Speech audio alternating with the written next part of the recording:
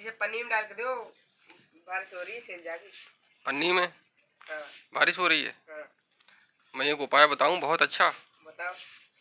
बारिश के दिनों में आए दिन हमारी माता बहनों को बहुत ज़्यादा समस्या होती है, माचिस सेलती है, भीग जाती है बगैर बारिश के ही घर में रखे रखे।